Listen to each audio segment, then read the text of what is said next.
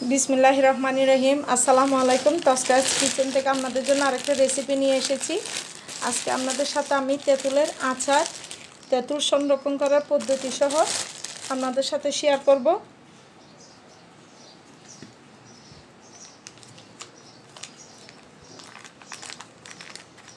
তেঁতুলটা ওরা কলা পাতা দিয়ে মুড়িয়ে দিয়েছে, পরে আবার পলিথিনও দিল, খুব সুন্দর করে রেখেছে, কোনো মাছি টাছি না বসার মতো একটা সংরক্ষণের ইয়াটা কিন্তু খুব ভালো ছিল, সেই জন্য আমি দেখে শুনে নিছি। এই তো এখানে ওরা বলল যে 500 গ্রামের চেয়ে বেশি আছে। যাই হোক, দেখতে তেঁতুলগুলো আমার ভালোই লেগেছে।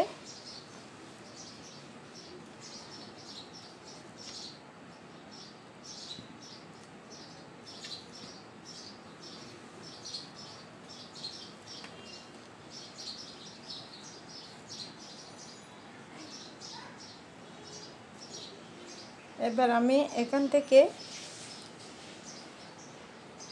একটু একদম পরিষ্কার আছে, মোটামুটি না, প্রায় পরিষ্কার, তেমন একটা আমার কষ্ট করতে হবে না। আমি সবগুলা এইভাবে করে ছাড়িয়ে নিব।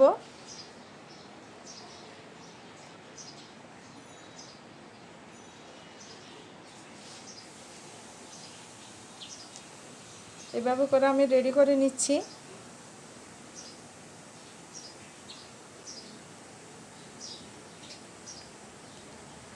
এভাবে তেঁতুলগুলোকে আমি আলাদা করে নিব। এই তো থেকে ছাড়িয়ে নিলাম। দুই একটা পচাও ছিল, পোকা, ছিদ্র ছিদ্র, ওগুলো ফেলে দিয়েছি। ভালো করে দেখে নিতে হয়। আমরা যে না দেখে কিনে খাই, কত কিছু যে খেয়ে ফেলি। আজকে আমি দেখতেছি তেঁতুলের মধ্যেও কী পরিমাণে পোকা থাকে। মনে হয়েছে পিঁপড়া বাসা বেঁধেছে, এ ধরনের ছিদ্র এওয়া ছিল। আমি আপনাদের সাথে ক্যামেরা দেখাতে ভুলে গিয়েছি। এই তেঁতুলগুলোকে আমি 3টা ভাগে ভাগ করব। এখানে আমি একটা ভাগ রাখবো চটপটির জন্য। বিভিন্ন কাজে আমি যদি কচু জাতীয়, কচু শাক এসব যদি রান্না করি, ওখানের মধ্যে আমি এই তেঁতুলগুলো ইউজ করব। সেটা একটা বক্স করে আমি ডিপের মধ্যে জাস্ট রেখে দিব। ওইটাতে আমার কিছুই করা লাগবে না।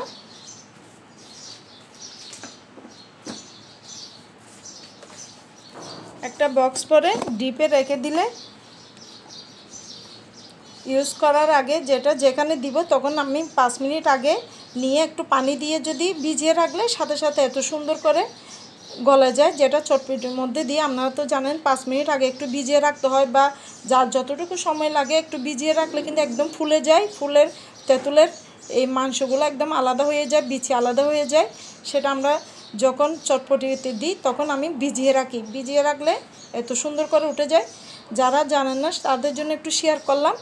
আমি একটা এই তো আইসক্রিমের বক্স নিয়ে জাস্ট আমি এগুলা ইয়ার জন্য সংরক্ষণ করে রেখে দিচ্ছি।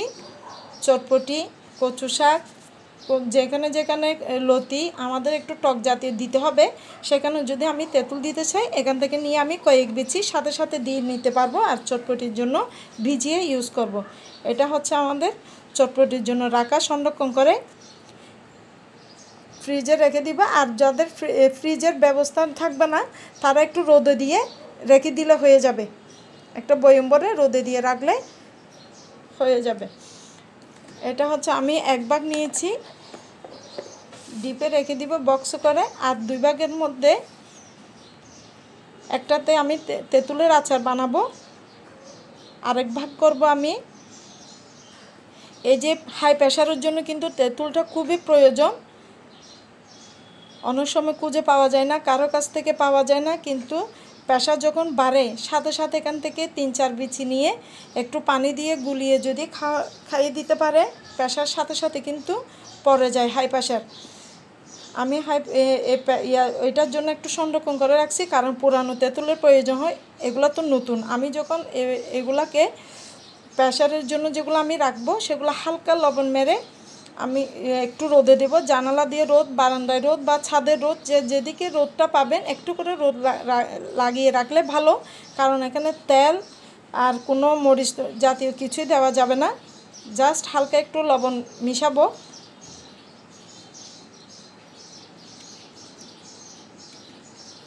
আমি একটু ভালো থেকে বেছে নিচ্ছি। খুবই উপকারী হাই প্রেশারের জন্য, এটা আপনারা সবাই জানেন।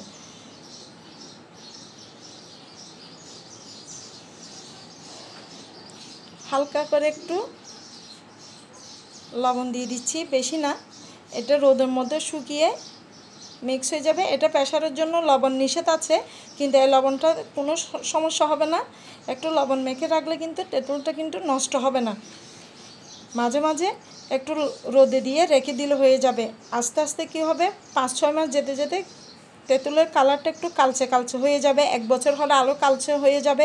যত পুরানো তেঁতুল হবে ততই কিন্তু প্রেশারের শরবতের জন্য খুবই ভালো। এগুলো আমি একটু জানালা দিয়ে যে রোদটা আসে ওই রোদের মধ্যে আমি থালি দিয়ে বসিয়ে রেখে একটু যতটুকু পারি শুকিয়ে নেব। আপনারা শুকিয়ে নেবার চেষ্টা করবেন। তারপর একটা কাচের বয়মের মধ্যে ঢুকিয়ে রেখে দিব। সেটা ফ্রিজ থাকলে নর্মাল ফ্রিজে রাখা যায়, আর ফ্রিজ না থাকলেও এমনি বয়ম ভরে রাখা যায়। 15-20 দিন পর পর বা 1 মাস পর একটু করে রোদে দিলে বয়মটা রোদে বসাইয়ে দিলে হয়ে যায়।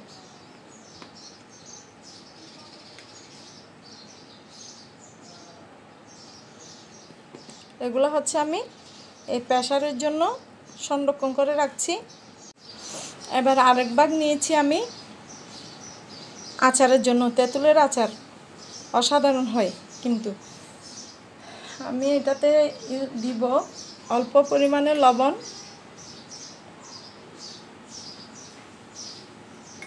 টকের মধ্যে কিন্তু লবণ একটু বেশি দেওয়া যায়। যত টক হয় লবণ দিলে কিন্তু খেতে টেস্ট হয়।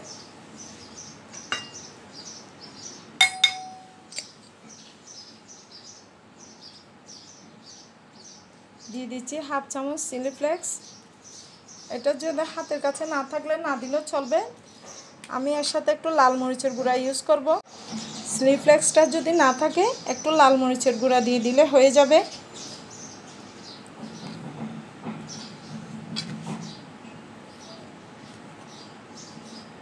দিচ্ছি 1/2 চামচ পরিমাণ চিনি। একটু তেঁতুলটা টক আছেই, মরিচ দিলাম ঝালের জন্য। একটু মিষ্টি দিচ্ছি, টক ঝাল মিষ্টি আচার হবে।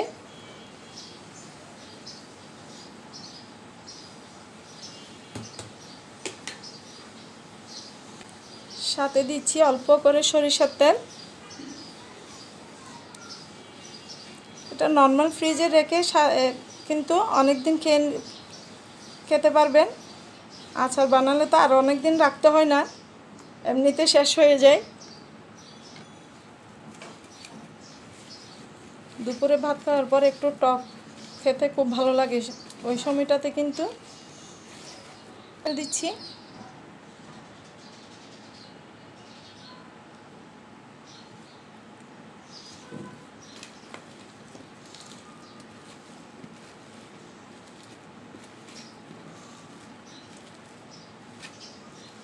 সুন্দর একটা ঘ্রাণ আসছে।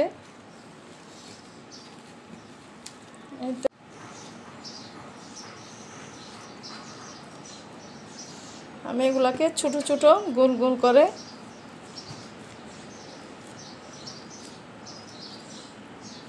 গোল্লা করে নিচ্ছি। এইটা আমার রেডি হয়ে গেল তেঁতুলের আচার। আমি উপরে একটু চিলি ফ্লেক্স দিয়ে দিয়েছি। দেখতে খুব সুন্দর হয়েছে, মাশাআল্লাহ, আলহামদুলিল্লাহ। খুব সিম্পল এবং সহজ একটা তেঁতুলের আচার এবং সংরক্ষণের পদ্ধতি। সব কিছু তো আপনাদের সাথে আমি শেয়ার করলাম। আমার এই তেঁতুলের আচারের রেসিপিটা আপনাদের ভালো লেগে থাকলে আমার রেসিপিটাকে একটা লাইক দিবেন, কমেন্ট ও শেয়ার করে দেবেন যেন সবার কাছে পৌঁছে যায়। ভুল ত্রুটি হয়ে থাকলে ক্ষমা সুন্দর দৃষ্টিতে দেখবেন। আপনাদের সবার সহযোগিতা কামনা করছি। আজ এই পর্যন্তই। আল্লাহ হাফেজ। আসসালামু আলাইকুম।